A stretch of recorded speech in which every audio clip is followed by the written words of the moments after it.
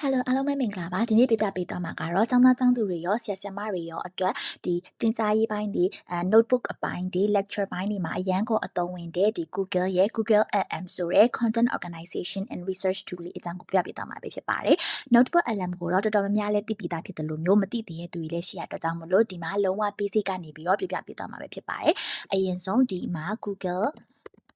Notebook LM ဆိုပြီးတော့ရိုက်ပြီးတော့ရှာလိုက်ပါအဲဆိုလို့ရှိရင်เนาะဒီမှာဒီ AI research tool and thinking partner ဆိုတဲ့ဥစ္စာလေးကြာလာမှာဖြစ်ပါတယ်အဲဆိုရင်เนาะဒါလေးကိုနှိပ်ပြီးတော့အထဲဝင်လိုက်ပါအထဲဝင်လိုက်ပြီဆိုလို့ရှိရင်เนาะဒီလိုမျိုး interface လေးကိုရောက်လာမှာပဲဖြစ်ပါတယ်ဒါကတော့ဒီကိုယ့်ရဲ့ account ပေါ့เนาะ account မှာတော့ limit တွေအမျိုးမျိုးရှိပါတယ်ဒါကတော့ pro account ဖြစ်တဲ့အတွက်ကြောင့်မလို့ဒီ audio ပိုင်းတွေ video ပိုင်းတွေများများလေး generate လုပ်နိုင်မှာပဲဖြစ်ပါတယ်ဆိုတော့အရင်ဆုံးဒီမှာကိုယ့်ရဲ့ဒီ notebook ကလေးရှိမယ်ပေါ့เนาะအဲဆိုရင်ကိုက notebook အသစ်အခုမှစပြီးတော့လုပ်မှာဖြစ်တဲ့အတွက်ကြောင့်မလို့ဒီ plus လေးကိုနှိပ်လိုက်ပါနှိပ်ပြီးသွားပြီဆိုလို့ရှိရင်เนาะအရင်ဆုံးဒီတဲကို resources တွေထည့်ပေးမယ်ပေါ့เนาะဘယ်လိုမျိုး resources တွေထည့်ချင်တာလဲစသဖြင့်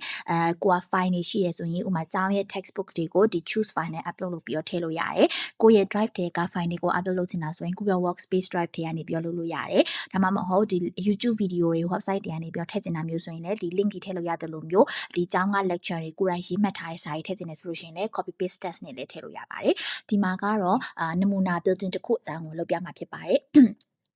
ဒီမှာဆိုလို့ရှိရင်YouTube မှာပေါ့နော် Hagia Sophia building အကြောင်းကိုလေ့လာနေရဖြစ်တဲ့အတွက်ကြောင့်မလို့ Hagia Sophia နဲ့ပတ်သက်တဲ့ file လေး video file တွေအများကြီးလိုက်ရှာထားရပေါ့နော်အဲ့မှာမဆွေကဥပမာဒီ Nelly research များပြည့်စုံစုံပါတဲ့ file လေးတွေလိုက်ရှာလိုက်မယ်ပေါ့နော်ဒီမှာဆိုရင်50နဲ့မှ3မိနစ်ဆိုတော့ဒီ file video ကြီးကိုအရှိကြီးလည်းကြည့်ဖို့မအားဘူးဒါပေမဲ့ file ကိုလိုချင်တယ်ဆိုလို့ရှိရင်ဒါလေးကို click ပြီးတော့ဒီ video ရဲ့ link ကိုဆက်လိုက်မယ်video link ကိုရှုပြီးသွားလို့ရှိရင်အဲ့ခုန Google Notebook ထဲကိုပြန်သွားလိုက်ပေါ့နော်သွားပြီးဆိုလို့ရှိရင်တော့ဘာလုပ်ကမလဲဆိုရင်ဒီ YouTube ဆိုတဲ့ဥစ္စာလေးကိုနှိပ်ပြီးတော့ခုနကတော့ငါ paste လုပ်ထားတဲ့ YouTube URL လေးကို insert လုပ်ပြီးပါအဲ့ဆို insert လုပ်လိုက်ပြီဆိုလို့ရှိရင်တော့ဒီမှာသူနဲ့ပတ်သက်တဲ့ဥစ္စာတွေအကုန်လုံးကိုဒီထဲမှာတော့တွားပြီး save လုပ်ပြီးမှာပေါ့နော် save လုပ်ပေးမယ်ဆိုရင် provided ဥစ္စာကဘာအကြောင်းလဲမှာဆို Hagia Sophia ရဲ့အကြောင်းပေါ့နော်အဲဆိုရင်ဘယ်လိုမျိုး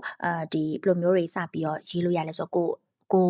ကိုကြိုက်တဲ့ဥစ္စာကို ChatGPT လိုမျိုးပဲမေးလို့ရတယ်ပေါ့နော် ChatGPT ကကျတော့ resources တွေအများကြီးထဲမှာရှာပေးရဒီမှာကျတော့ကိုယ့်ရဲ့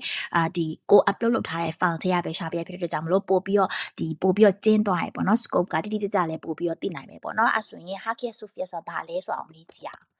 What is Hagia Sophiaဆိုပြီးတော့မေးလိုက်မယ်ဆိုရင်အောက်မှာဒီ video ကိုကြည့်ပြီးတော့အဲ့ video ထဲကအချက်အလက်တွေအတိုင်းကိုတော့ပြန်ပြီးတော့ learning language model အနေနဲ့အနည်းဆက်ဆုံးပြန်ပြီးတော့ဖြည့်ပေးမှာပေါ့နော်ဒီမှာဆိုရင်အဲ့ဆိုရင်တော့ထွက်လာပြီဒီမှာHagia Sophia ဆိုတာဒီ monumental building ဖြစ်တဲ့ Constantinople မှာရှိတဲ့စသဖြင့်ပေါ့နော်သူရဲ့ meaning တွေသူရဲ့အကြောင်းတွေအကုန်လုံးကိုခုနကဒီ video file ကနေ references တွေယူပြီးတော့ဖြည့်ပေးသွားမှာပေါ့နော် TechMart မှာ ChatGPT, CapCut, Gemini, Canva, Zoom ပဲ digital product ကိုပဲဝယ် TMS ဆွဲ code လေးကိုသုံးပြီးတော့5 to 10% အထိ discount တွေရယူနိုင်တာမို့လို့ code လေးကိုသုံးပေးဖို့မမေ့နဲ့နော်